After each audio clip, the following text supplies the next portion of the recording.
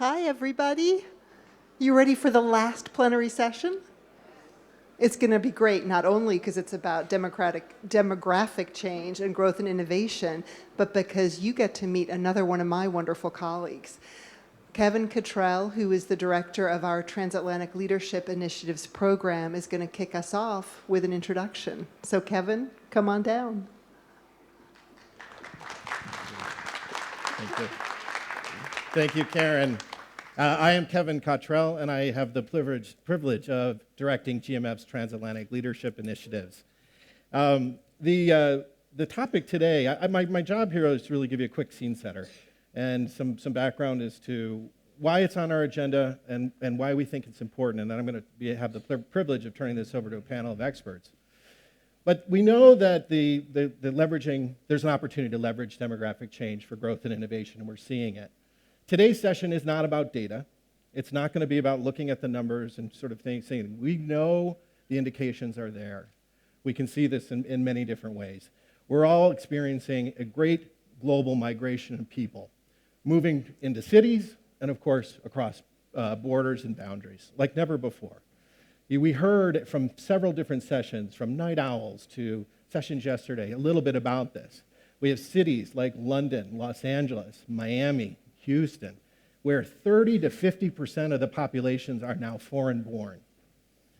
We know that in the north, we have a graying population. I find myself one who feels a little bit closer to that graying population every day. But it's serious. The population getting older, and we're concerned about continuing to deliver services.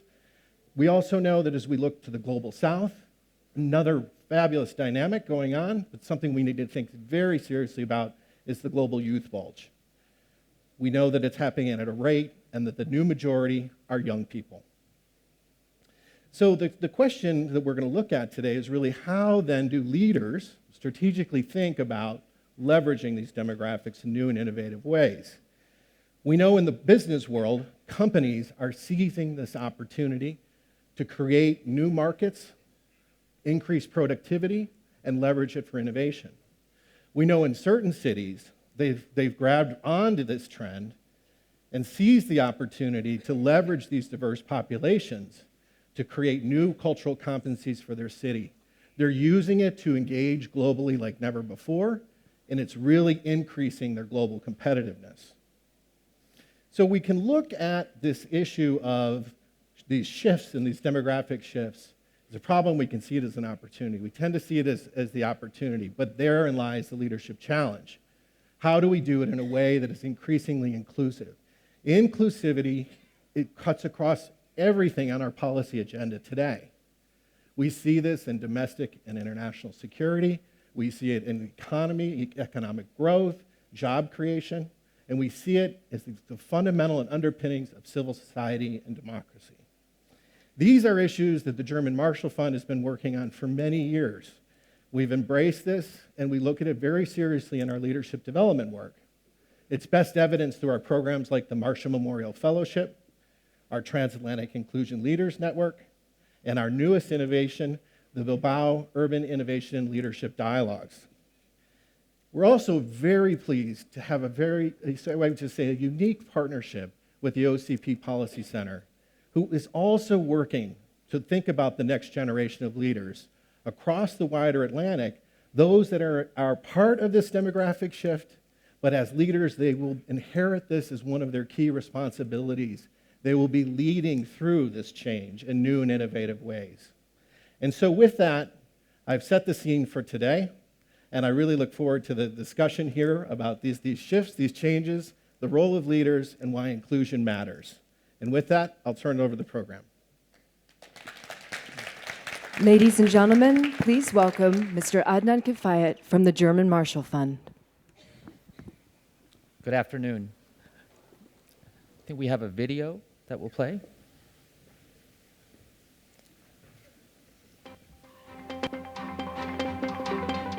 The world's population is expected to reach over 9 billion by 2050, stressing existing systems and resources. While low fertility and longer lifespans shift the financial burden for social services to a shrinking percentage of the workforce in high-income countries, A burgeoning young population is moving to cities at a rapidly increasing rate in much of the rest of the world. As people around the globe choose or are forced to move, countries, regions, and cities must constantly adapt to new demographic realities, whether through the loss or gain of populations. Which policies and strategies serve countries best to gain the economic and societal benefits of demographic change? How can the energies and talents of an increasingly youthful and urbanized global population be leveraged for the common good? How can the opportunities offered by demographic change be most effectively communicated to decision makers and the wider public? Good afternoon again. My name is Adnan Kifayat. I'm a senior fellow with the German Marshall Fund. And before we begin, and before I introduce our distinguished panelists, I want you to take out your smart devices and do a Tagcloud. It'll be a fun little experiment. What does demographic change mean to you? One word. What does demographic change mean to you? While you're doing that, let me take a moment and introduce our esteemed panelists. You really could not get a better set of people who live the issue of demographics every single day, who have demonstrated leadership on demographics in their own countries, and who just know this issue inside out. So our speaker right here is Imane Lahlou. She's a technical advisor for the German aid agency, focusing on women integration in the MENA region. Mickey Ibarra is the founder and president of Ibarra Global. Dr. Justin Gest is an assistant professor with George Mason University in the United States. And right over here is Miss Ibone Bengoetxea, the deputy mayor of the city of Bilbao, as well as a counselor for education and culture. So now let's look at that's perfect. Interesting. Opportunity, that's great. So that's perfect because we're here to not worry about demographics. We're here to talk about how to leverage demographic change for innovation and positive change. So with that in mind, we're going to start off with Dr. Gest, who's going to give us a little bit of a overview of demography and what's happening, and then we'll move on to the other speakers. Justin. Thanks so much, Adnan. Thanks so much, everyone, for joining us today, and thank you to the German Marshall Fund and OCP. I want to begin by reminding everyone to just look at the map behind me. You see there's lots of people on it. And you can also think about the map on all the conference programs. This is the way many people around the world see the world. This is the way that many of you probably see the world. You cosmopolitan, or we, us cosmopolitan globetrotters with very impressive and sometimes intimidating resumes. This is the way we likely see the world. It's a world without borders. It's a world without constructed divisions. This is not the world that many immigrants see. For immigrants, the world is a world of borders, a world of colors between countries and states. And in that world of borders, ideas move at the speed of sound, at the speed of light. Money moves at the speed of wires. Goods move at the speed of ships. People move at the speed of border control, and some don't move at all. They live in that world of borders, and the reason why is because we construct a lot of rules and policies that prevent people's movement, regulate it, filter it. And I study those rules and policies. This is the basis of my research. And I can tell you right now that those policies are our country's strategies embodied for how to take advantage of the opportunities, as you guys just called it in the World Cloud, the opportunities that demographic change provides. So how does your country take advantage of this opportunity, you may ask? Well, from studying the numbers across about 50 states, 50 countries, I can tell you that your country likely avoids refugees. They don't want refugees to come. Your country likely favors highly skilled immigrants, but disfavors and avoids low-skilled immigrants. Among the immigrants that they let in, they likely want them to be temporary immigrants, not permanent. And those who are able to be permanent are usually have a very hard time naturalizing to become citizens, especially if they are dark-skinned. That is the way most of our countries manage migration. That is our countries' the way our countries want to take advantage of demographic change.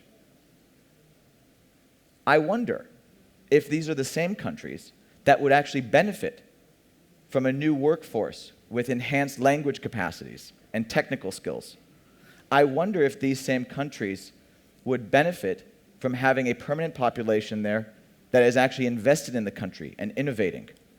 I wonder if those countries would benefit from offering full human rights to their citizens as well as their immigrants. I wonder if those countries would benefit from investing in the young people, in the youth of their societies, which of course will be their future.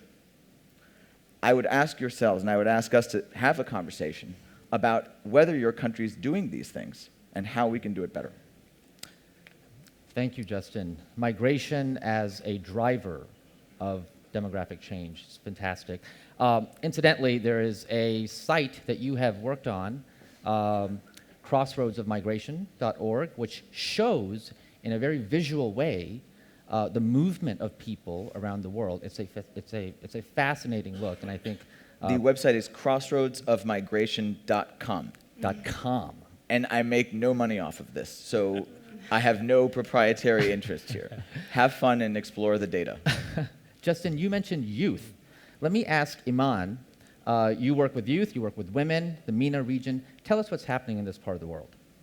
Thank you. I know that Kevin said that it's not going to be about data and numbers, but the technical person in me loves numbers.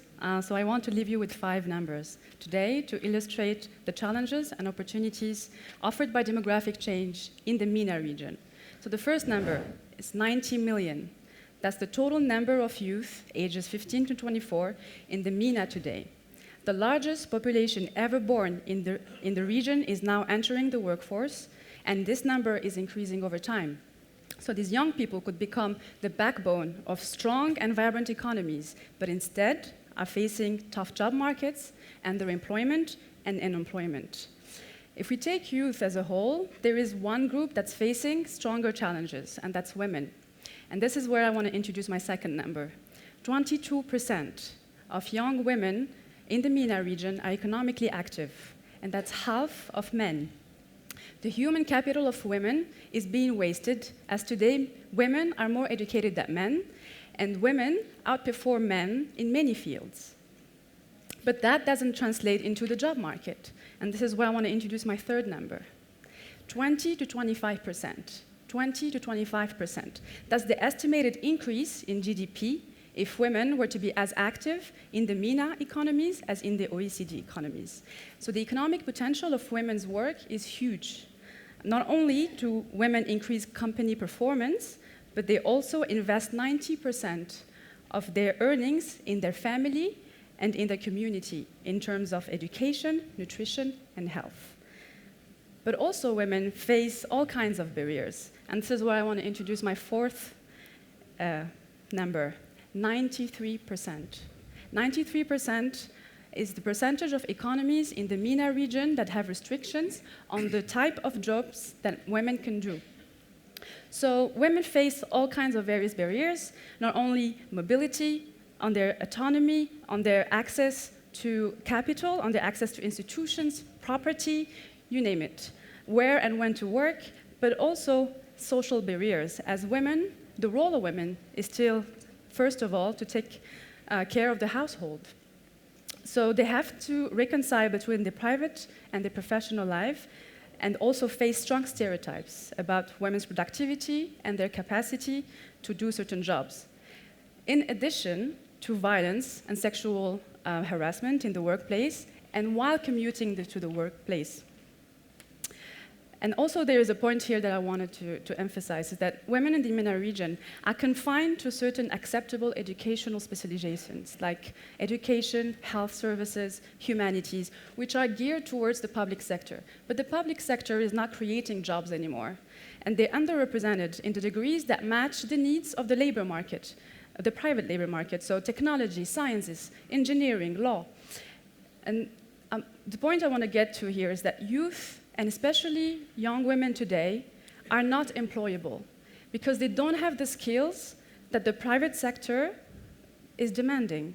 And I'm getting to my last and final number, 40 million. 40 million is the number of jobs that we need to create in the next decade to accommodate the new entrants. So this, if we look further, it's 200 million by 2050. And it is estimated that 75% of these 200 million will be jobs for women. So we have a limited window of opportunity here, because it's 20 to 30 years, and to reap the benefits of demographic gift. Because as the working age population is moving towards retirement, and we have less and less youth, which is working towards the working age population, we have the time for reform is right now, and we're already too late. Wonderful, thank you. Big challenges, structural obstacles, but enormous potential. Moving from you over to our next speaker, take those challenges and in an urban setting, in Bilbao, what you've done in the city of Bilbao, can you tell us how you've leveraged these changes, these demographic changes, and the experience of your great city? Yes, of course. First of all, I would like to thank GMF and OCP for this unforgettable experience. If you don't know about my city, the city has suffered a big urban transformation. So the challenge we had to meet were exactly those. And there were some keys that I would like to discuss with you we happened to face so that the city went successfully through that transformation. Those were a long-term vision. I mean, there was a plan, and that plan was shared with public, private, and citizenship. There was a real leadership by the local government. There were partnerships, of course. There is the Basque Economic Agreement, which gives us the capacity to hold our own taxes, and that is not given in other regions. But also the economy was quite high. I mean, the GDP per capita was 130, over the average of a European Union, and industry was the 24%, and the services 67% of our economy. I mean, construction and primary sector were very low. We had local global companies which helped us to do that transformation.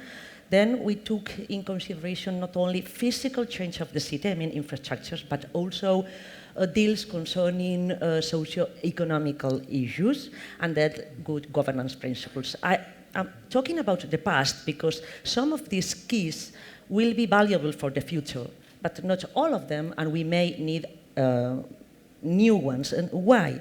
Because for the competitiveness of the city, we have thought that there are four main challenges. Justin has been speaking about the countries and immigration issues, and I think that cities can do what countries cannot. It's much more easy for a city to take decisions about those challenges and in relation with other cities and exercising urban diplomacy to go through the difficulties. Which are the challenges we think we are facing for the future, for the next maybe 20 or 30 years? The first one is the economic crisis. You know that Europe is, the world is in economic crisis, Europe is in crisis, Spain is in crisis, so the Basque region is in crisis. So why not? The crisis is also touching my city, Bilbao. So for that challenge, for economical crisis, the answer should be competitiveness and employment. The second one is an institutional crisis. I mean, you may remember that movement of citizenship in Spain about the 15th of March, the lack of trust and confidence in politicians, corruption. So to face that challenge, the answer is more democratic legitimacy. We talk later on how to touch those answers. But the third one is the environmental crisis. So the answer should be sustainability in two different visions, green solutions and then also sustainability in the values of a community in identity. And the fourth one is mainly the subject of this discussion, which is the demographic and social complexity. But in fact, all the challenges are linked. We think that you cannot separate a challenge from the other. What will happen in the city for the next years? For that demographic and social complexity, the answer should be the management of diversity and an equal human development. We know that we will lose an 8% of the population by 2030. We have been seeing in the video that there were crowds and crowds of people, but in the medium and smaller cities, we are losing population, and this population is growing much older. We know that by 2030, our population, 28% of that population will be older than 65 years old. This means that young and mature population is reducing, so we will need much more people to replace the economically active population replacement rate. So this new structure of the population will influence and will impact the demands of the population to the public sector and even to the private sector. So the service deliveries will be, the demand of the service deliveries will be changing, and we must be prepared for that. And also that considering that the people is moving into countries, but in fact into cities looking for opportunities, we will need a holistic approach to prevent social tensions, xenophobia, ghettos, and so on. We can discuss them later, but we know that to leverage, or we think that to leverage these demographic changes and the other challenges to innovation and growth, there are 10 axes we have defined with the citizenship, the private sector, and the public sector, which are the scale of the city, the connectivity and the mobility, innovation, knowledge and education, an intelligent economic specialization, and social and territorial balance inside the city, new opportunity areas and how to develop them, the value of technology, the values and attitudes, those untouchable, intangible aspects of a community, internalization and the magnetism of the city, and of course, leadership and governance. We can discuss about them properly maybe later. Thank you. Leadership and governance. And Bilbao has been a leader in grappling with these issues in a very positive way and innovating in a very positive way. I want to move from the city level to a national level. And, Mickey, you were an assistant to the President of the United States, and you saw this from the highest perch possible. What do you think about from a national level when you think about demographic change? Well, thank you, and thanks to GMF and OCP for the invitation. I was invited and asked to provide an American Latino experience to this discussion. And it seems to me that providing just a snapshot of the demographics as it relates to the American Latino experience, as well as perhaps observations as it relates to the impact economically, politically, and culturally to the United States may, in fact, provide an experience that may be useful to the Atlantic nations as they grapple also with not unsimilar challenges as it relates to immigration. A snapshot. In 1970, there were 9.1 million Latinos in America. By today, that number has increased to 54 million. Fully 17% of the United States population today is Latino. And a very significant shift has occurred as it relates to that, what is driving that surge in America. No longer is it immigration, but rather US-born Latino community members. That number in 2007, 40% of the Latino population in the United States was foreign-born. By 2012, that number has been reduced to 36%, and that number is going to continue to decline. That surge of immigration is likely over. Now US births have taken over. Another number that's worth considering, by the year 2060, the US Census Bureau projects there will be 129 million Latinos in America. Now think of that for a moment. From 9.1 million in 1970 to 54 million today, 129 million by the year 2060, which will represent nearly 1 in 3 Americans. Significant implications to our economy. The Latino purchasing power in America today is surging, rising, and is unparalleled by any other community in America. By the year 2015, just next year, it's estimated that the purchasing power of the American Latino community will be $1.5 trillion. Now, as a standalone state, that would be more than all but 14 nations worldwide. That is very significant and is a major driver in some of the motivation to include the Latino community, certainly in the marketplace. It's about dollars and economic good sense. Secondly, as it relates to politics, I'm proud to report that there is progress being made in the United States as it relates to the political empowerment of the Latino community, and yet it lags far behind. As it relates to the representation of Latino leadership at every level of government, we are way behind. We're making progress, but way behind. In fact, in our very next election, which will be less than 2 weeks away, November 4th, I expect we'll end up with 32 Latino members of Congress rather than the 28 that we currently have. And that 28, by the way, is a new all-time high. Making progress, but we have much, much more to accomplish.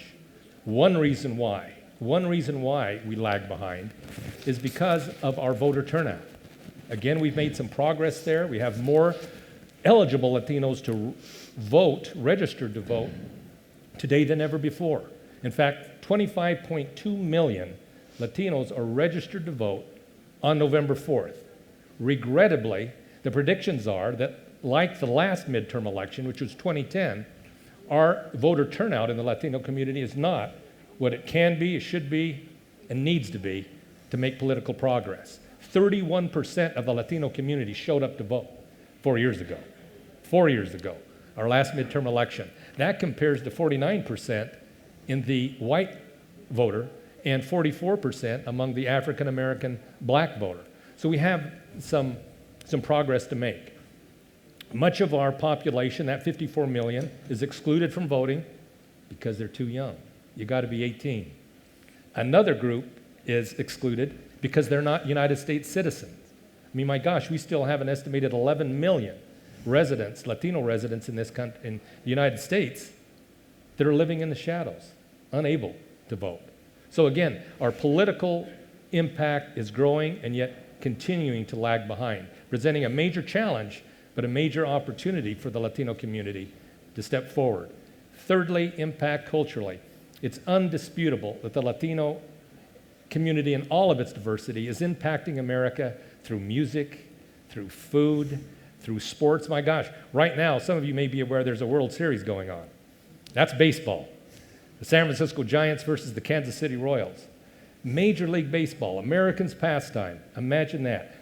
30% of the Major League ball players in American baseball are Latinos. We are making an impact in so many ways. The American people agree, 74% Latino and non-Latino, that Latinos are significantly impacting American culture and are comfortable with that. And we also have 9 of 10 Latinos in America that are comfortable with the notion of biculturalism, the necessity to assimilate and also retain their own identity as well. So again, I think that there are great progress being made, and yet, let me just close with this. I don't want to, I'm optimist by nature. I don't think that's ever going to change. And I'm very, very pleased with our progress, and yet I realize we have not one reason to be satisfied in America with the assimilation, if you will, or the integration of the Latino community, including the lack of comprehensive immigration reform. That's the 800-pound gorilla in the room. The fact of the matter is that we have detentions going on every day in the United States that I believe are a tragedy. The front page of the Washington Post today reports on a Javier Flores. Javier Flores, who was deported from Akron, Ohio 19 days ago, leaving behind a wife and 4 children born in the United States, and a management job in a window factory where he supervised 30 employees. He's no longer with his family. He's back in the state of Oaxaca, Mexico. The treatment of child detention and the treatment of children at the border, who many times are fleeing violence in search of safety. Again, tragedies that really are not worthy of the American experience. I'll just leave you on this note. Our country, the United States, is not perfect. Not perfect as it relates to dealing with immigration, to be sure. We have some progress, many challenges are remaining, but I also believe the history of the United States is not finished yet. We still have an opportunity to make progress and to learn from all of the nations of the Atlantic that are also wrestling with this issue. Thank you, Mickey. Indeed, we are not finished yet. It's a work in progress. I want to throw out another Tagcloud before we have our discussion portion. I want to hear what word people insert for a fill-in-the-blank sentence. And I'm going to read you the fill-in-the-blank sentence. The biggest demographic challenge today in my region is that there are too many blank people. The biggest demographic challenge today in my region, your region, is that there are too many blank people. One word.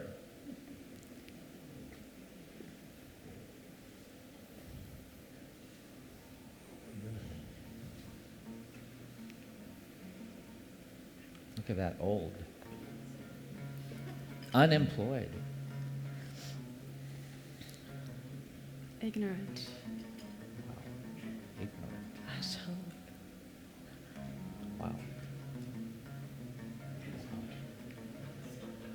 These are great.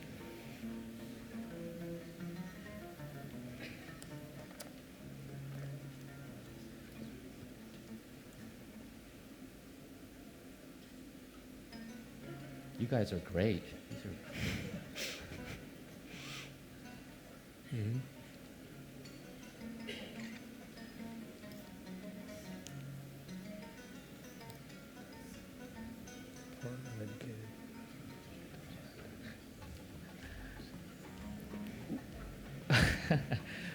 This is great. Who said open-minded? Come on, don't be shy. Come on. Okay, we won't put you on the spot. So this is great. So let's cluster some of these words. Let's look at the negative side. Intolerant, xenophobic, fearful, misinformed. What else do we have? Closed-minded, fantastic. Prejudice, that's great. But then look at the what Justin was saying. Look at the words that just describe demography: underemployed, uneducated, unemployed, educated. Too many educated people. That should be interesting. So you look at these challenges that people have identified in their parts of the world. What does this say to you? Justin, what does this say to you about how people view demographic change, how they view changes and trends in their societies, based on your work and your research? Well, I think that we view it in different ways, obviously. Each of you have different opinions, and that's wonderful.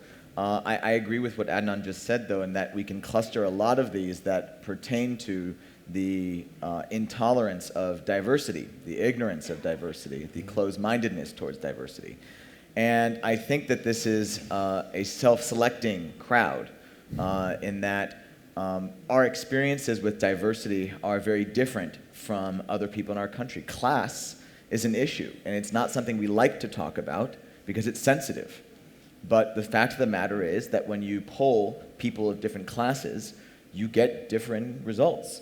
And this is one of the challenges that governments face today, is that they are trying to please a majority of their population so that they can stay in power, whether or not they're democracies.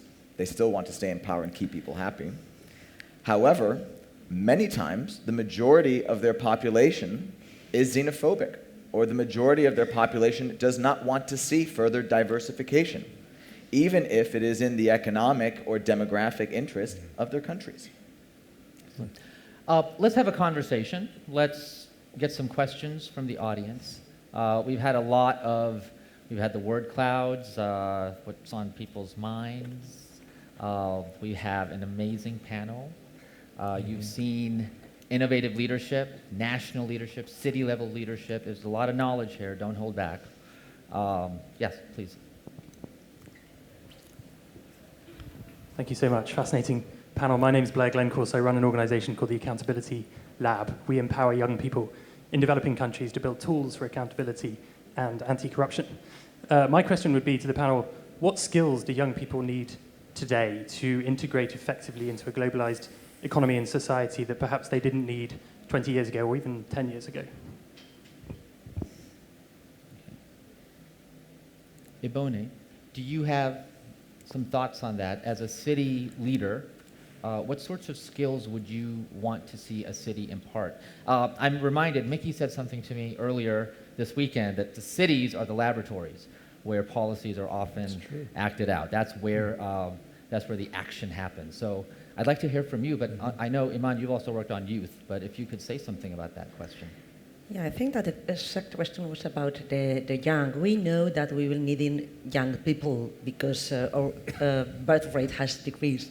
And we know also how is our economy, and we also know that most of the people who is studying high school or university are not preparing themselves for the future challenges that the city wants, or the economically attractive sectors we want to settle in the city. So what are we doing? Because in fact, the most important thing is to find solutions for that. We are trying to work in cooperation with the university in two different ways. First, making other universities to settle in the city, and there's a specific flag for that, and in the last 2 years, 2 different universities have come to the city. And secondly, preparing the people to study the sectors we know that will be developing in the future. So universities are quite in relationship with the private sector, and this has been led by the City Council in a big civic council in which private sector, academics and public sector are together making dialogues about a shared vision for the future of the city.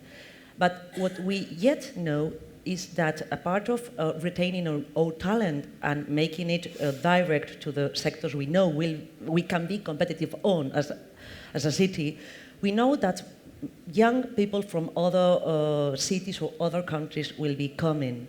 So migration is considered as a value for the city. The much diverse the city is, the much more attractive it is. This is one of the challenges we are facing. And there is not only a department working on that diverse managing diversity, it's a transversal area so that all the people with responsibilities in the city council must give answers to the diverse population we have. In fact, the immigrants we have is not very high. I think it's low. It's 8% only of the population. But diversity is not only about origin, it's also about gender, it's also about age, it's also about disabilities, it's also about religion. So we try to be an open city to give answers to all that diversity. Good, thank you. I have to agree with what you... I imagined you would echo that. I echo a lot of it. I very much agree with it. I don't want to take too much time, but what I want to add is that it's not just about skills, but it's also about orientation. A lot of the youth don't know what to do. They don't know what the market is demanding, especially the private sector. And so it's something that can work is also mentorship. It's people who really have experience and who can go back and relate to them and say, this is what the market is demanding, this is what the challenges that I've been going through, and this is what I can tell you, this is how I can open the way for you. So. Thank you. Yes, please. Good morning. My name is Francis Zanyebu. I'm Africa Region Representative on the UN Habitat Youth Advisory Board, and I'm one of the emerging leaders. We understand that the youth are the prominent demography of any country. And then in some places like Nigeria, where I'm from, young people under 29 are about 50% of the population. Now, my question is closely related to the first question. I want to ask in terms of preparing young people for urban governance, in terms of how do you prepare them for urban governance. What are your thoughts on urban governance? And Madam Mayor, Deputy Mayor, what are the specific steps or things you have in place to actually prepare young people to actually step into your role, I mean, in terms of urban governance and city leadership? Thank you. So the issue of better governance, is that right? Urban governance, how do you engage young people? I mean, how do you engage young people in city governance? In city governance? Yes, engagement. Let me ask Mickey to talk about that, because you've worked a lot on integration and assimilation, and I think being a part of society, being an integral part of society, means imparting those skills, right. Whether they be immigrants or first-generation immigrants or second generation or third generation. What are your thoughts on that? Clearly, there is a direct correlation between education level and civil engagement. That's very important. We've heard this over and over. I think that's a common theme in nearly every session that has occurred over the last 2 days. Education and need for more of it is very important, and it does correlate directly to engagement. Also, I think that strategies employed by our schools, the younger age the better, that puts them in contact with their elected officials, with their government, is also very important. Something as simple as extra credit for attending a city council meeting, for attending a political rally, in figuring out how to help our young people be motivated to show up and be engaged. Civic responsibility is something that I think our education system has to, once again, make a priority, so that in fact we have our young people, our emerging leaders, more and more engaged with their government and thinking about how it is that they too can make a contribution. Thank you. Ibone, did you want to address? Yeah, I wanted to say that we work from school so that children for public schools come to the city council. They usually make us petitions and we try to answer them. So they begin to learn about the value of having opinions and expressing them and asking or giving solutions. With young people, if they don't come to you, because sometimes the youth are organized, so they take part in organized structures, and the city council has organized structures for letting people to take part in the public life. But if they don't come to us, we go to them. We know that the young people usually are in some areas, so we try to go there and let them ask us, usually by technologies, the language they use, to know what are their demands. And thirdly, there are some neighborhoods in which some problems are concentrated. Some people with low skills, low education, and low socioeconomic class is living. And we do some special programs for those neighborhoods so that they can take part in the daily life of the public administration. And if you let people take part, and in a language they can understand, if you explain things, and if you say there's this amount of money for your neighborhood, so why don't you imagine your neighborhood? Maybe in your neighborhood there is drugs, maybe there is people quarreling, maybe there are drunk people in the street. But if you could imagine your neighborhood, how would you do it? And there is money from the city council for you to change that. Then they begin to take part and they begin to learn that they are also part of community and that their opinion is important. It's a matter of respect and being able to listen to what your citizenship is telling to you. This is what makes her such a great mayor, isn't it? Respect, listening to your constituency, and then responding. It's fantastic. You have a question, sir. I'm Lorival Santana, and I'm a reporter from Brazil. And I just wanted to point how different the US and Brazil are in this thing.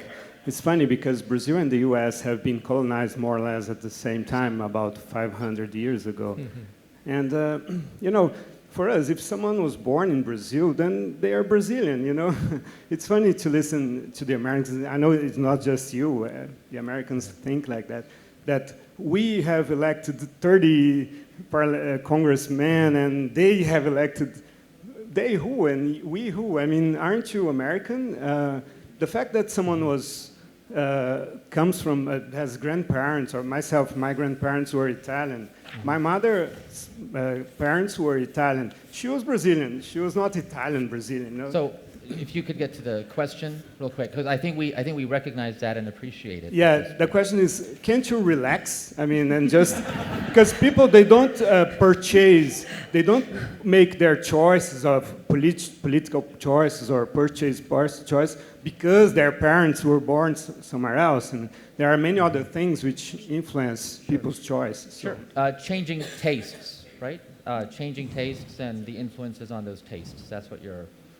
Changing perspective, the way you view people, yeah. Sure. So the question is it so important where people's parents come from? I'd suggest that we may have a disagreement, and yet I think I would also largely agree, and you should understand, that first and foremost, the American Latino community believes itself to be Americans, loyal United States citizens. We served in World War II and every war since in a very proud and an important way. We see ourselves, Mickey Ibarra sees himself as American first. And second, I in no way am going to relinquish my Mexican background. My father came to this country in 1945 as a bracero to pick fruit from Oaxaca, Mexico. You could just imagine that he lived long enough to see his first son serve the President of the United States at the White House. That's the miracle of America. Not every experience has been that way, but I can tell you this, I believe 9 of 10 American Latinos have indicated they feel very comfortable in a bicultural world. It's not necessary for them to give up their identity and their loyalty to the United States of America. We can do both, and I think by doing both, really strengthen our country in a significant way. Thank you. Mm-hmm. Go ahead. Justin, you have a quick. I'm just going to add one thing, Luis. The implication of your statement is that the United States, if we had a Congress that was exclusively white, of European origin, exclusively male, which it has been in the past, that's perfectly fine because we're all Americans. And the truth of the matter is that the representation of diverse populations is important because they bring diverse perspectives. And you know, at the gender panel last night, we heard that in Brazil, that 0.5% of executives in Fortune 500 companies in Brazil are black women.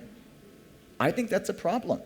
And I think it's important that we have these conversations about representation of diverse minorities in our societies at a time when we are changing demographically in ways that we have not done before. Thank you. What we're going to do is take a couple of questions together and then just respond and then do a wrap-up real quick. So let's go here and then there. I don't think, Clinton Erling, I'll be really quick. Direct question to the panelists. Is it ever okay to set up structures, barriers, restrictions against immigrants coming into your country? I'll use the example of the Chinese. In my country, there's high xenophobia when it comes to Chinese coming in and invest. To some extent, it's understandable. And to the other end, the other end, it's just paranoia. The Chinese government, through their government, is involved in business. So when they come into economies, they're coming in with a subsidized approach, where the government is funding their businesses. Even when individual Chinese come in and invest, there's large support from the Chinese embassies. Yesterday, I listened to a discussion on cities from the former mayor of LA, Antonio, and he was making the point that, look, from the state level, the city level, we encourage all the Chinese to come. At the national level, State Department level, they're more paranoid and they're saying, hey, wait a minute, we need to erect some barriers here and keep some of these guys out. So are barriers legitimate? But really quick, I think even with the LA example, over time, as the Chinese come in and that subsidy from the government is fueling the business establishment, you'll hear in cities the residents complaining about Chinese being involved in their economy. Good. One question here. Hello, my name is Olivia. I'm part of the Emerging Leaders Group, and I have a comment and a couple of questions for Senora Ibone. First, my comment. Thank you. It's incredibly inspiring to hear about what you've been doing, and it goes to a great length to show how resilient and innovative the Spanish spirit can be, especially at a time of a European and financial crisis. The first question is, do you have any comments about how we can empower cities to support social entrepreneurship schemes, which have been proven to have enormous economic yields, especially because they tap into informal networks, which migrants are particularly strong about? The second question is, could you please advocate for the creation of stronger links between European cities for the same kind of schemes? This question is because I am French, and this topic brings me very close to home, because my country has a very appalling track record of trying to integrate immigrants and trying to deal with the national integration and identity question. Thank you very much. Thank you. So spreading your ideas around. Right there. Really quick, please do make your questions brief. Hi, Kwanele Kumbi from South Africa. How do you use history to teach tolerance and acceptance without forgetting that our history is very difficult? All over the world, between genders, between tribes, between race. How do you transcend that? The scars remain visible today and they run deep. Right next to you, this gentleman right here. Well, thank you.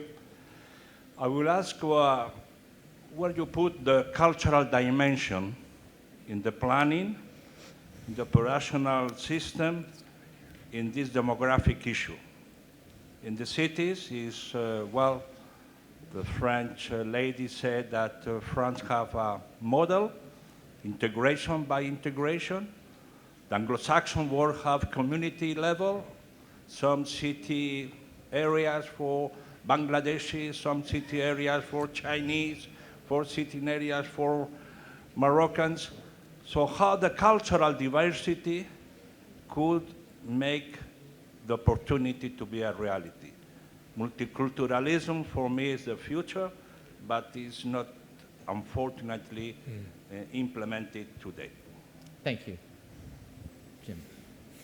Jim Colby with the German Marshall Fund. I know this question is just a bit off the topic of the panel here today, but the biggest driver worldwide in demographics is an aging population. How are we going to distribute the burden of caring for an aging population with a relatively smaller working population? It's a great question, Jim, and I'll note that in our word cloud, aging came up both at the beginning and at the end. We're going to do a really quick, before you answer, we're going to do a really quick tag cloud, because I want to see how things have evolved over the last hour. We're going to go back to that first question I asked you. What does demographic change mean to you? And let's take a look at what people have thought about over the past hour. So take out your smart stuff. What does demographic change mean to you? One word. While they're answering that, let's ask the panelists to answer these questions. So we had a question about history. How do we use history? We had a question about barriers. Are there legitimate barriers? Please.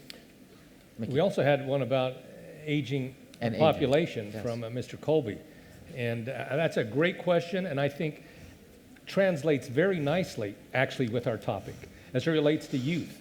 And again, the opportunity the United States of America has to take advantage of the Latino community, which is the youngest community in all of America. It's estimated that by 2050, a full 29% of the American population will be under the age of 18. We have 50,000 Latino youth reaching the age of 18 in the United States every month. 18 is important because that's the age that you can register to vote. That is also an emerging workforce that I think can be harnessed to assist in addressing the needs of an aging population in the United States. Thank you. Justin? Sure. I can address a few of those questions. First, the gentleman with the Chinese population. Which country are you from? Guyana. All right. So first off, I think I would say that if a foreign country is subsidizing people to come to your country to contribute to your economy, I would say welcome them with open arms and take as many as you can. That's rare. Most immigrants come with very little support. And one of the fear is that they're going to depend on the welfare state of the country where they go. They are going to rely on resources. Frequently, that's unfounded, but that fear dissipates when they're subsidized. To the gentleman over here about multiculturalism and history, these two go together. The key here, I think, is to recognize just how heterogeneous, just how diverse your country's populations have been forever. Ethnically diverse, religiously diverse, culturally diverse. And to not try to construct these monolithic, singular images of what it means to be French, what it means to be British, what it means to be German. It is never just one thing. There are many German identities. And then finally, to Jim, it's mathematics, right? Mm-hmm. You need a younger population to support those who are aged. And the fact is, unless you have high enough fertility rates, which some countries do, it's important to bring people in. Thank you, Justin. I just want to point out that this is such a powerful group and a powerful discussion that the internet went down. So we don't have our word cloud, but that's okay. I'm hoping that opportunity, which was your first word, by far your first big word, and related words, is really where we've ended up. Because what we've heard is there are a lot of challenges, there are a lot of obstacles, there are lots of different ways of looking at it, but if you have the right leadership, if you have the right information that you're working with, the right policies, you can actually leverage demography for positive change. So I want to thank our panelists. This is a wonderful conversation. Let's give them a round of applause.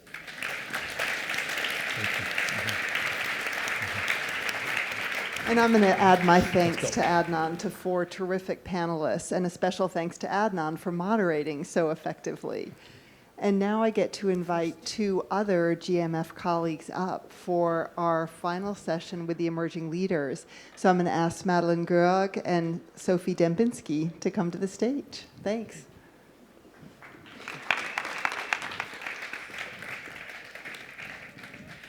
Thank you very much, Karen.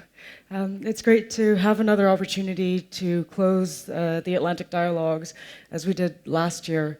The Emerging Leaders Program is truly great, and I have to say it's probably one of the most exciting projects that I've worked on. We've grown over the past 3 years. We started in 2010 with a single session. We now have 2 days of programming with different sets of activities, and we're going to continue to deepen this programming in the coming years. We've also been able to play a larger role in sort of the Atlantic Dialogues proper, which is wonderful. We are joined by a group of great emerging leaders from around the entire Atlantic Basin. And this is a great session to share some of the experiences that they've had over the past few days. Right, that's true. So over the last 4 days, we've been working together across a variety of different activities. We've been doing brainstorming sessions, ideas, factories, site visits, and general discussions on the region as a whole. On one of our days, we actually did a brainstorming session that was going to link directly to this session now. And we brainstormed around 5 themes, 5 policy areas. So we broke the group into these 5 areas, and we came up with kind of ideas around these themes. Some of them will be projected later on behind us on these slides. But as well as that, we also have 5 representatives from the group who will be joining us on stage to go through the themes and convey their own reflections on the themes themselves, but also on Atlantic Dialogues as a whole. So without further ado, because we only have half an hour, let's bring them on stage.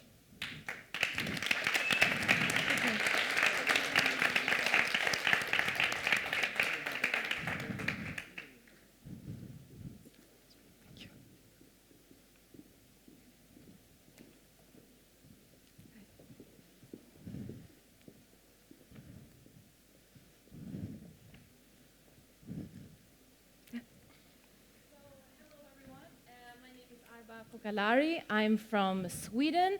I'm a politician. I work daily in trying to help political parties in non-democratic countries to be better. I try to influence EU policymaking in a youth level of politics, and I take decisions every day that affects the citizens of Stockholm. My topic today is global leadership of the group that I'm representing. And I must say something to all of you.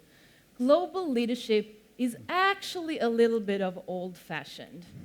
I know today there are some people who are Cold War enthusiasts that think that the situation with Russia and Ukraine is a bit of exciting because we're back in the 80s, but actually we're not. The world is changing, and it's changing rapidly. Why are we talking about the old-fashioned global South when we see that traditional North countries have a lack of economic growth, while the traditional of Southern countries have an economic growth? If you talk about the South, it's a term that is very relative. Depending on who you ask that question is, you will get a different answer, right? And we see that new leaders are emerging. Other kind of leaders, like in NGOs, companies, civil society, and even individuals. And even teenage girls from Pakistan are global leaders. And even young guys sitting home in their parents' room and hanging at the computer, affecting millions of people out there, right? So we have to adopt to this, because we see that diplomats are spending their times in international institutions and having them as discussion clubs with our results, while other actors are being more innovative, having more participation among people. So why is this? The reason is because the international institution and the global leadership is not working. It's not transparent, it's not efficient, and it's not legitimizing. So people are getting frustrated and tired, actually. They want results. And the democratic deficit is a real challenge for everything we're doing. So what now? We have to, all of you who call yourselves global leaders have to lose the prestige, really act as political leaders with a political real will, and reform these international regional institutions for them to be more compact but efficient, and not big and not efficient at all. So now when you are going home after this beautiful conference, you have two choices. Either you close the book, you say that, oh, it was really nice to be here, got a new friends, new perspectives, new ideas, but the world is still bad out there, What can I do? Or you change the page to a new page, and you sit on that plane home, and you write down 3 concrete ideas on how you, on your field, either it's in political or business or whatever, you write 3 concrete ideas that actually can make an impact, and you try to affect other people to actually spread that word. Change and future and a better world is only changed if one of us is actually making an impact. We cannot sit and wait for some person to come there and show us the way. It's all upon all of us, all individuals. So thanks. Great.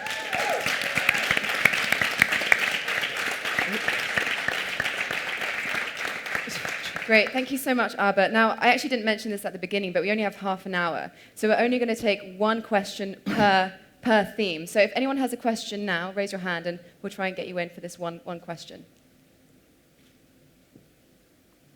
No? No one dares? Yeah? You have a question? Is there a mic around? My question is, what idea will you bring with you? Because you are asking us to have 3 ideas. Well, there's a lot of things we can do. I want to cut administratives in international institutions because they're not doing so much. For example, the UN. We say that the goal and mission of the UN is global security, right? But the UN is doing everything else but global security. We're doing all kinds of issues. So I would like to have the institutions much more compact as administrations, and for people who are in there and taking decisions are more accountable to their voters than they are today, because people don't know who actually rules and make decisions. So the closing the gap between citizens and decision-making is crucial, but it's also a very modern thing to be close to your citizens. So that's something that I would like to work with if I had the responsibility to be in an international institution. Maybe people don't like that because it's a big change of an organization, but it's needed. Great, thank you so much. Qatar?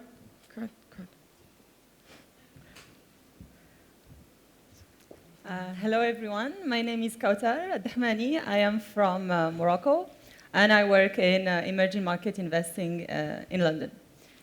So our group was asked to talk about geoeconomics and geopolitics. It's a big topic. There are many things out there going on. So instead of just going through theoretical discussions about how we can solve big geopolitical issues, we have decided to select 3 topics which we thought will be of concerns in the years to come. So the first one is about data protection and cybersecurity. Beyond the Snowden scandal or the WikiLeaks or cyber attacks on some Pentagon database, we think that this is going to be a major issue in all countries around the Atlantic. And actually yesterday on the Power of Tech panel, there was a fantastic map describing live all the cyber attacks happening in the world, and we could see that it affected equally developing countries and more advanced economies. So what should we do about it? How to think about it? My friend Dulce, who was on the panel yesterday, mentioned some of these challenges. And for instance, just for the governments to go more toward e-government, many of us will be paying taxes online in the years to come. Many of us will be making payments online in the years to come. And so this is an issue that affects all of us, and we think that we lag behind in finding solutions, coordinated solutions to this issue. The second issue that we talked about was the management of natural resources.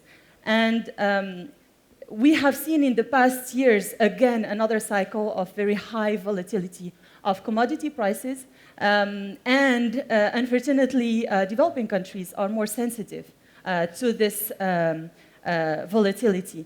And we have to find a way of making it more sustainable and to make a more sustainable use of these resources. And actually, we can see that there's an increased ownership of many developing countries of their natural resource management. We can see, for instance, many new large state-owned companies taking into account this volatility, trying to invest in the industrial diversification of the economy, taking into account the environmental challenges that the natural resource management may pose. OCP in Morocco, for instance, is one of them. And our Brazilian friends who are voting for their presidents today certainly have been frontrunners in the invention of this new state capitalism. So the third issue that we also talked about was the management of transnational issues. And it can be, or conflicts. It can be wars, it can be maritime security and piracy or traffics, and it can also be major health issues such as the Ebola outbreak. In fact, one of the panelists yesterday was describing Ebola as a terrorism of poverty, and I think it's a very powerful expression. And unfortunately, here again, we found that there was no adequate coordinated action to address this, whether around the Atlantic or at an African scale or at an international scale. And actually, for us, it seemed like a good way to start thinking about Atlantic issues. Because frankly, when we came in to discuss about Atlantic dialogues and the Atlantic basin, this is such a diverse group. This is such a large number of countries who sometimes may have difficulty to find anything in common. And so we thought that if we selected specific issues to start discussing on, to start building on, it might be a good way to start this Atlantic dialogue. Thank you.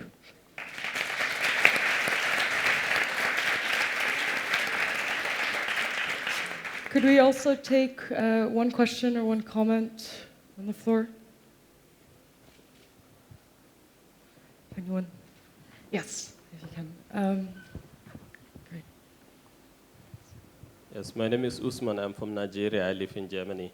I don't know if you people discuss about the youths themselves, how nowadays they care about smartphone, new digital technology, Twitter, WhatsApp, rather than concentrating on knowing their right in their respective country. Because in most cases, you find the youth, they just react what they hear from the media, what they read from the social network, without knowing whether it is reality or it is a political issues. Thank you. Thank you for that question. Actually, I remember Margot's very vocal intervention when we were discussing this, saying that it can be a fantastic opportunity, as we may have seen in some of the political developments in many regions of the world, where the youth voice could be heard more easily through these new technologies. But on the other hand, sometimes there is a lack of awareness of just the confidentiality issues, for instance, that may arise, or the use of this information, and I think there's a lot to be done on awareness about this issue. Actually, we have a colleague in the Emerging Leaders program who works in a firm that works on training about data security, on cyber security, but also physical data security. So definitely, and I think in the educational systems as well, this is something that has become an important subject to address in the years to come. Great, thank you. Andrea. Thank you, Mokhtar. In fact, I have to start by seeking your apology. I never realized how difficult it would be sitting there and having 200 smart people look at us as if we have something important to say. But I'm going to quickly come back to the youth question. In my group, we had to talk a little bit about issues around resilient and sustainable economy, or in other words, sustainable economies and resilient. And that to me was a challenge. By the way, I'm Joya Tekum. I work with the UNDP, United Nations Development Program based in Addis Ababa. Sustainable economies. I think we can all agree that right now we are at the end of the very first industrial revolution. We see a decline in almost everything. We see a decline in the use of non-renewable fossil fuel. We see a decline in the use in manufacturing. At the subnational and national level, we even see a decline in the compassionate state of governance. Yet, at the global level, it is no doubt that we have three responsibilities, 3 or 4. We have to feed, we have to cure, we have to educate, and we have to transport 7 billion people. These are not my figures, they're out there. So this gives us huge responsibilities as a society, as a global society.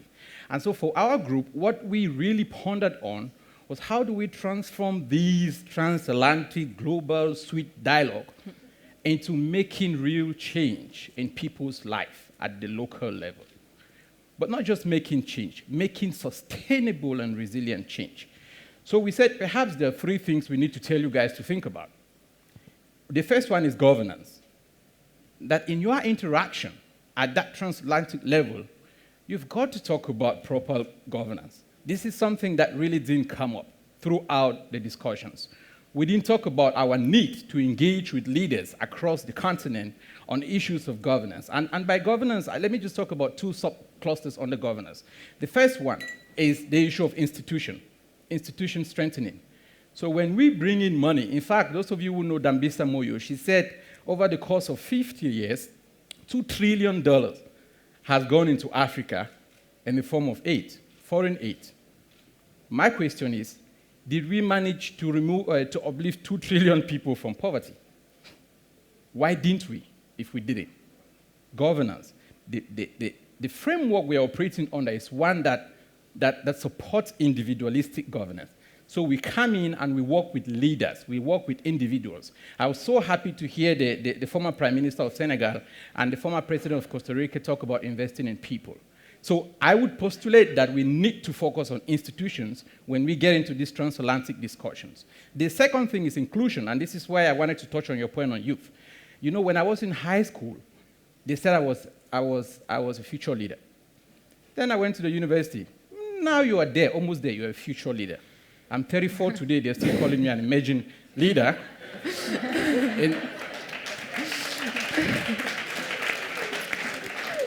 In a country whose lifespan, the life expectancy is not up to 54. So I don't know when I would eventually emerge. But anyway, the reason why I mention this is that it's critical to also engage on issues of inclusion. But not just inclusion of women, youth, but inclusion of women. In Africa today, women make up almost 51% of the workforce. They are a source to reckon with. But in discussions and dialogues, we always almost omit in bringing them into the discussion. So women and youth, they're always not there. They're there when maybe they want us to come and sit here and talk about a closing panel. And so what?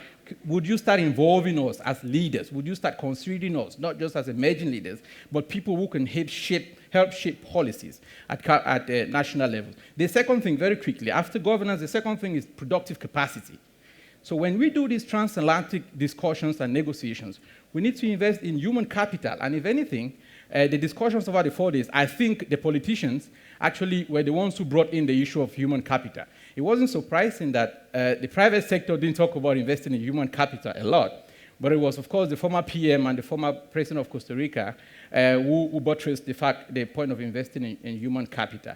You can bring in $50 billion over the course of 10 years. If there's no capacity at the national level to be able to transform that $50 billion in getting people out of poverty and bringing the equality line a little bit at the equilibrium, you're wasting your time. So as we engage with these countries, we have to think about how do we also engage in strengthening their capacity to improve the productive elements of the society. And very last point. So I talked about governance and productive capacity, but we also have to talk about renewable energy. It was quite interesting, the panel before, the last two panels, somebody said on the wall that none. They said, do you see any strength in using renewable energy? Somebody said no.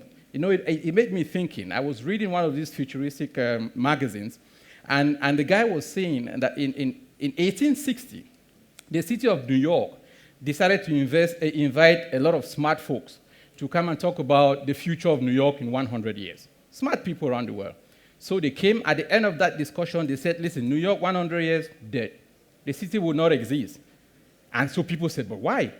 They said, because, this is in 1860, because for New York to survive through the next 100 years, looking at the population curve, the growth rate, they will need 7 million horses to transport people around. And we all know that with 7 million horses, the entire city will be full of manure.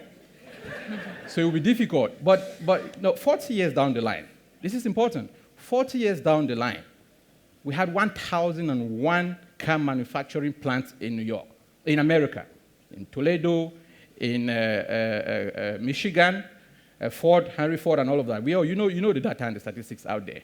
But it's because some people dare to challenge status quo. They dare to think that they could do something different. And I'm challenging everybody here. We got to stop thinking. I mean, I know there are a lot of pessimists out there, but we have to start thinking on how we engage through this transatlantic dialogue on issues on renewable energy. I think I've talked a lot. My colleagues are giving me the signal. I'm going to stop here. But before you go, you have time for one question. The gentleman here actually flagged me a second ago, so if you could. Thanks. Now, I would get the point that you said that you're in the middle age, right? You're in between.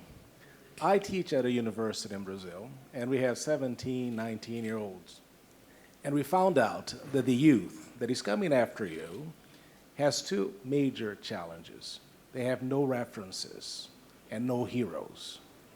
And I think these issues are very important for the youth of a country to have people that they can look at. How do you plan to become that person? I think I am already. But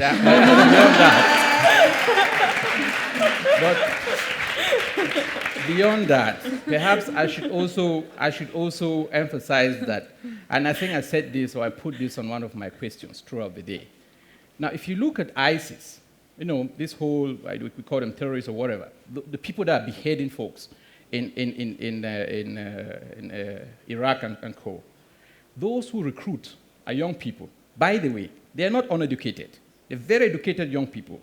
If you look at Boko Haram, the guy who is leading the folks and his lieutenants, they're not old people, they're young people.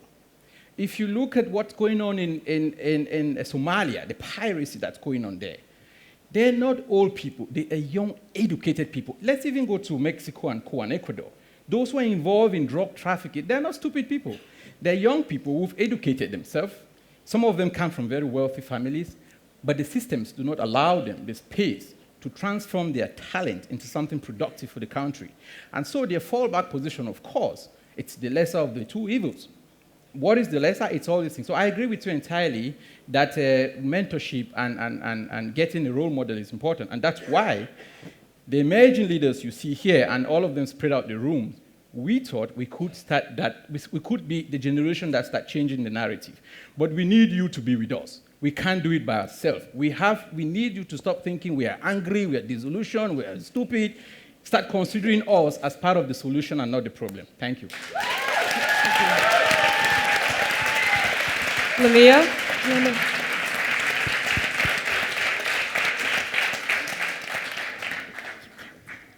Let me be honest. Thinking, or rather rethinking the Atlantic was quite a challenging endeavor for all of us.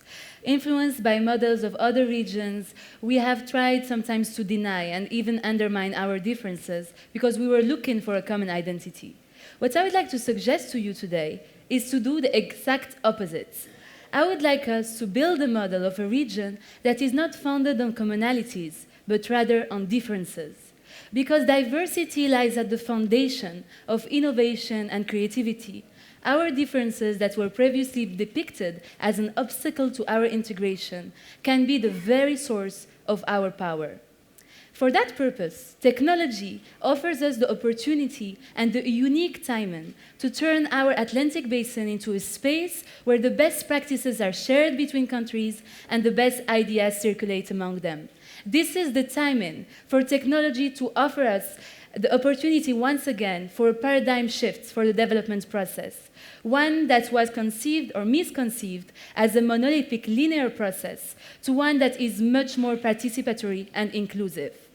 Technology is the game changer. It enables governments and policymakers not only to access, but also incorporate new ideas, innovations, and devices in all sectors, from industry to education, health, and finance. Now, at the individual level, what we can see is that again, technology has completely and incredibly empowered our youth and our citizens in general.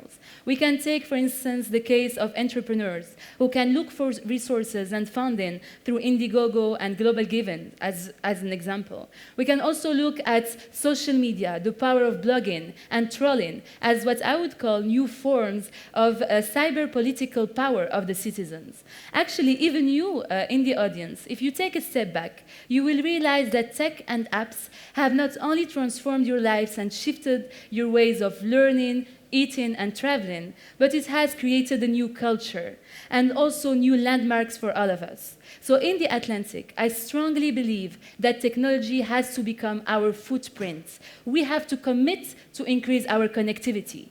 We have, starting from this initiative at the Atlantic Dialogue, to start using technology to make these kind of platforms not only an initiative, but the trend and then the rule. Now, all I have described so far are only aspirations. We are not there yet, but to get there, we can use it. We have to go through two important processes. The first one is capacity building. We really have to build states' capacity not only to absorb, but also to adapt to new technologies. We have also to help governments create enabling cyber environments for their citizens. And this entails basic infrastructure. Because, for instance, without electricity, you can't really use computers or mobile phones. And on that process, I just would like to say that I don't think that governments can do it alone. system. We need multi-sector intervention. We need you NGOs and you, the private sector, to work closely with the government and create partnerships and collaboration. And on that matter, I believe that OCP provides a very inspiring model of how the private sector can intervene in the education and be very, very powerful, not only in terms of financial resources, but in terms of resourcefulness, the ability to inject new ideas and maximize efficiency. The second thing we need to do, I think, is to empower us. But when I say empower us, there is a rationale behind. The first one is that creativity and risk-taking is what we do the best. The second thing that is very important is that when I talk about us youth, I'm not only talking about young emerging leaders who might have important opportunities in life. I'm talking about every single young man and every single young woman of the Atlantic, regardless of the fact that they live in urban or rural areas, or if they're from social backgrounds that are poor or rich, because we are at a time in which imagination is needed, and we need the input of our most creative thinkers, no matter where they are born, and no matter which side of the Atlantic they come from.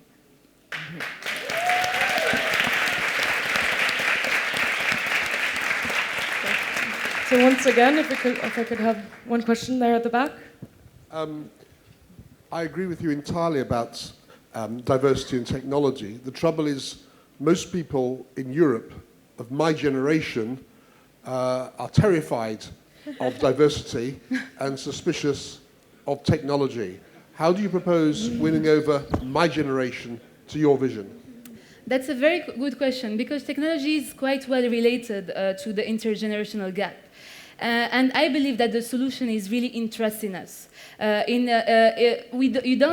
need a kind of division of tasks in which you empower us and you include us in decision making. Because the problem today is that we're trying to solve today's problems with yesterday's tools, while we need actually to use tomorrow's tools to solve today's problems. And I think it's something that we can bring to you. Great. And Nitika. Good afternoon, everyone. My name is Nitika Agarwal. I'm a senior policy advisor at Her Majesty's Treasury in London.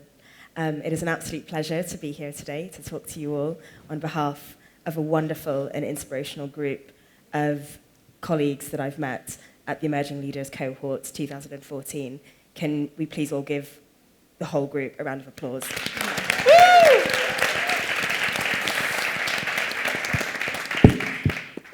In true GMF style, I hope I can say that and not cause offense, I've been told to summarize a discussion I had with my colleagues about social contracts in 3 minutes. That, by the way, is a concept that has over 2,000 years of history associated with it. So I will try my best. Wish me luck. I'd like to start off with a quote. Please raise your hand if you've heard the following. Man was born free, but everywhere he is in chains. I would say that's a majority. Okay, so that's a quote from Rousseau, who is one of the founding philosophers of this idea of how society can come together and live peacefully together while a legitimate authority protects everyone's civil liberties. Now, I would like to share with you 3 thoughts we had about this concept. One is that this traditional idea of the social contract being between citizens and a state is too narrow. I've been to some amazing sessions over the last 3 days.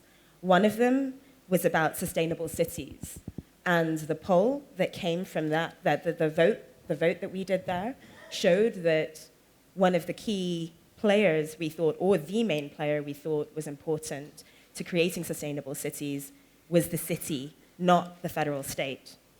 So there's scope for a concept of a social contract at a sub-state level, at a community-based level. I've also been to a really fascinating night owl discussion on diversity.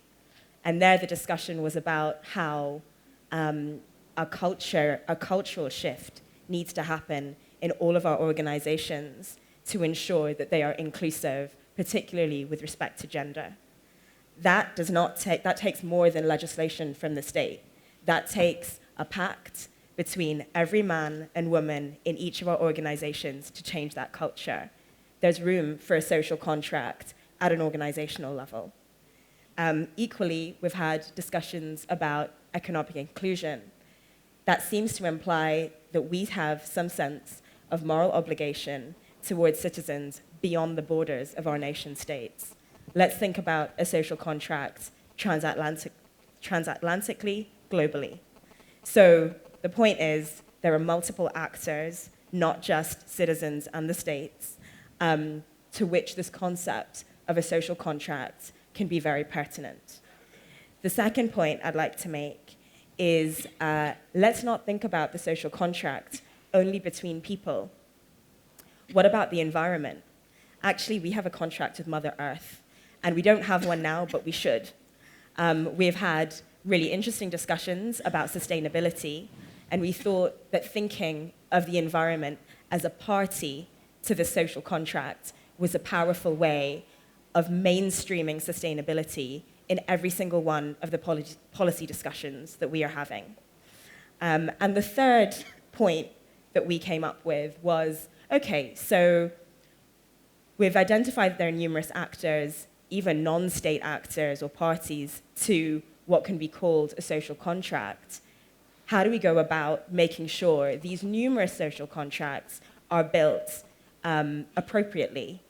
And we came up with an overall framework, which was you need to make sure that for every specific issue we're looking to address, that the actors that are discussing those solutions and the level at which those solutions are being discussed are commensurate with that issue.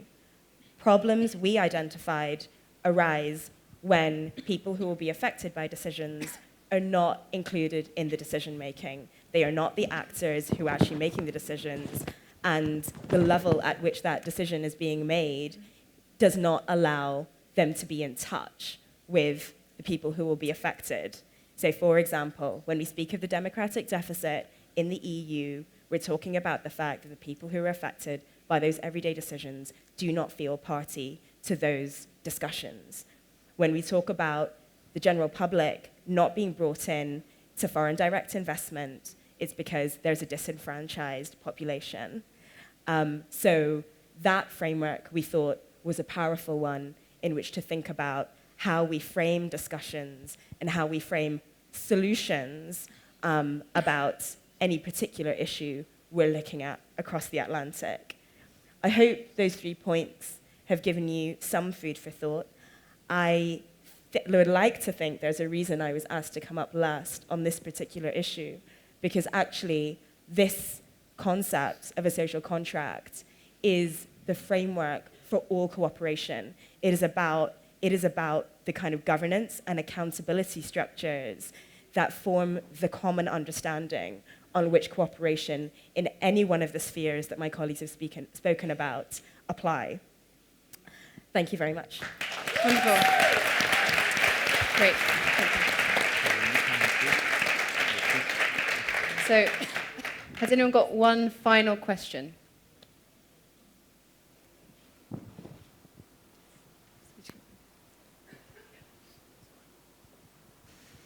Thank you.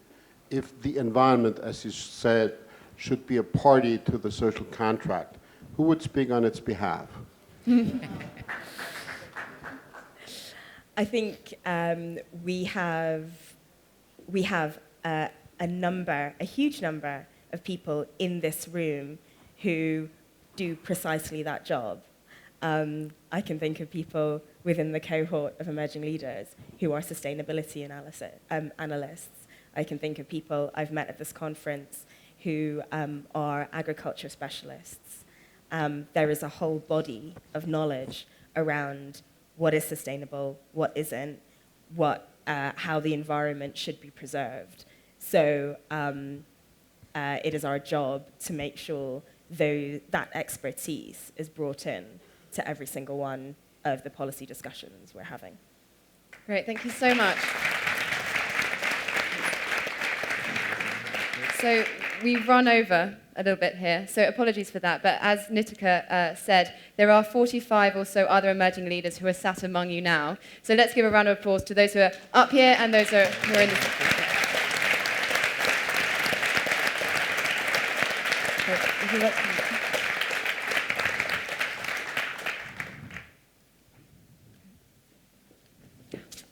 Actually, no, sit down. Sorry. Yeah, we'll just go over here. Thank you so much. That was a very high note to end this on. Thank you all so much, to all 7 of you. And now we are going to close things down. And to help me do that, I'm going to turn to my partner, Kareem, and ask him to kick off. That's a surprise. Thank you. It's very interesting. Let me first thank, because it's important to thank people. So thank you to you, Karen, of course.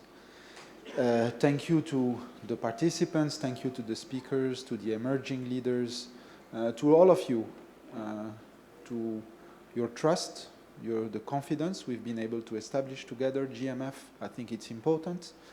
This is about two-people relations. So thank you again. Thank you to you too. It is very interesting. When we came up with this idea of what you just had, first of all, there was resistance, of course. Second, there was the willingness of controlling a little bit the thing. It's crazy young guys. Let's frame them a little bit. Let's coach them. It's interesting. I'm also very then it happened. And we had a format last year. This format was freer, I would say, than last year. And next year, maybe you'll be sitting here and we will be all sitting here.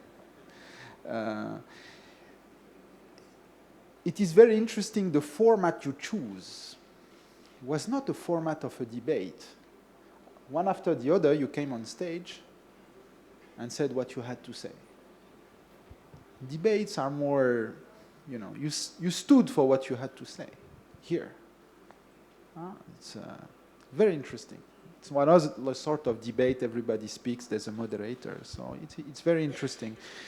And I see our role as being exactly this one, opening spaces to combat status quo, which is killing us day by day.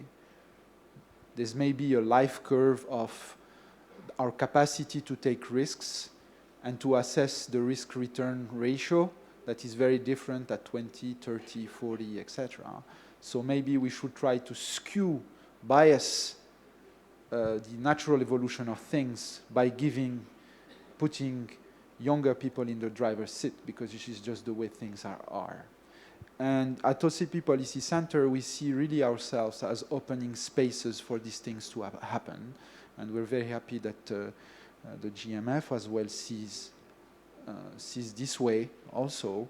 And I think in the end, it was a very low-risk, high-return conference, I think, in fact. And we're getting a lot out of it, ideas, future cooperations, and new adventures with all of you. So please, don't hesitate. Don't cut the channel of communication. We want to stay in touch. We will try to structure that in a way, but we also need your energy.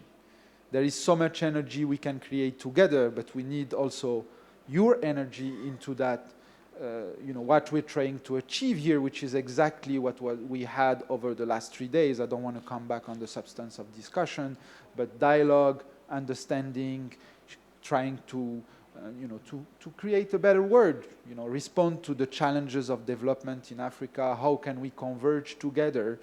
Let me tell you what would be my dream. My dream will be to have a fully connected world on commodity trade, on goods and services, of people moving back and forth and working in the same direction to converge the income per capita. If you allow me, that's not the perfect indicator of well-being. I know we have, people that care about the planet. Let's say a corrected indicator of income per capita or happiness, or you take it as you want.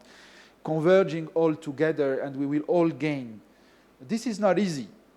This is not easy. When you had experience in international relations, you had experience in the private sector, etc., it's not easy to align interests. It's very difficult. but we want to be optimistic, and we will continue to do that. And we are very serious about creating space and being able to let go.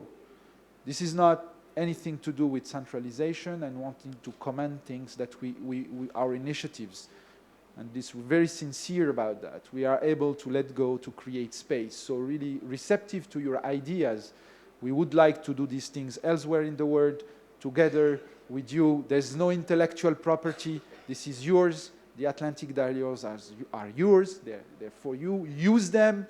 Do whatever you want to do with them, and particularly the emerging leaders, since you have more energy than we have, just by the natural rules of life. Please, we want your energy. Give us time, give us energy. Thank you. Thanks to everybody again.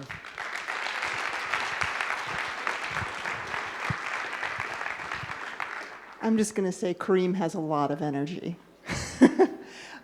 I want to thank everybody in this room, because it's the participation of everyone here that's led us to have the success we've had over these past few days. And it's been a real privilege to host the high caliber of speakers and panelists and participants, including the emerging leaders that we've had over these past days. So thanks to everyone in this room. And my special debt of gratitude goes to our indispensable partner in this, which is the OCP Policy Center. And that very much has to do with the leadership of Dr. Tarab. He was the one without whose close partnership we would not have been able to put this on. So a major tribute to him. And that day-to-day relationship has been carried forward by Karim and his amazing team. And as you can all imagine, it does take a small village to put on Atlantic Dialogues. So thanks to Karim and his team for the wonderful cooperation in bringing this about.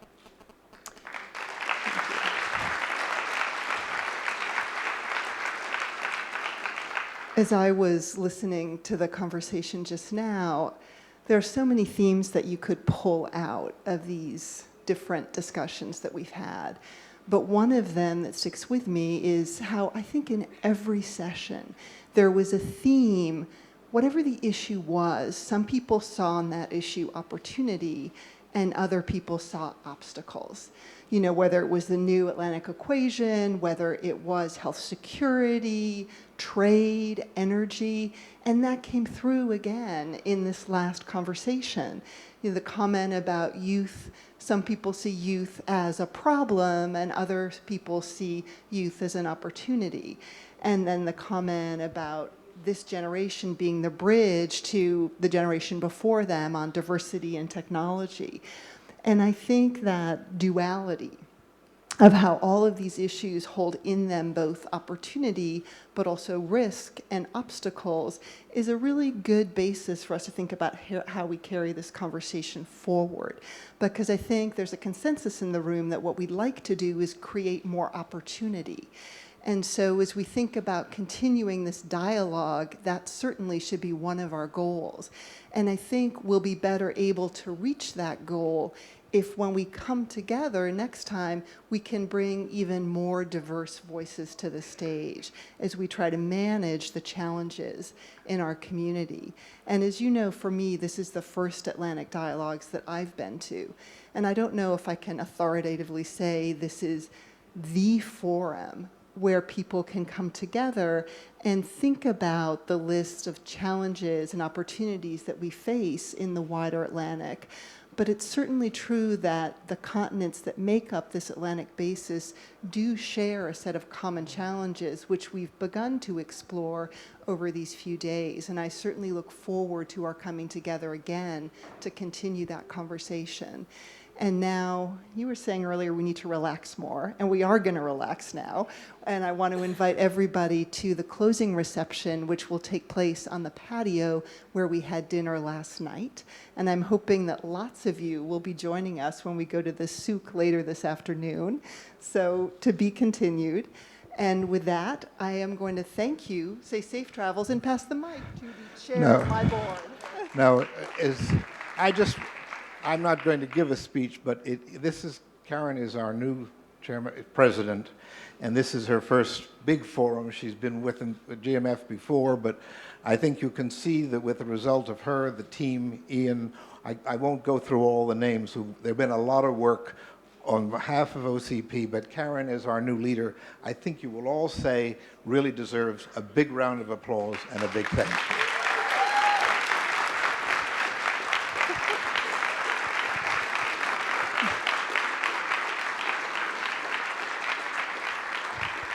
Mark wanted to make sure that my cheeks match the color of my jacket before the end of this event, but he stole my closing line, which is, thank you, Mark, but really I am standing here representing lots of wonderful colleagues of mine at GMF.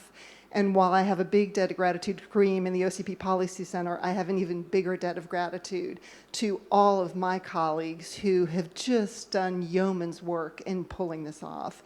And I, like Mark, will resist the temptation of listing individuals because there is so much shared thanks to go.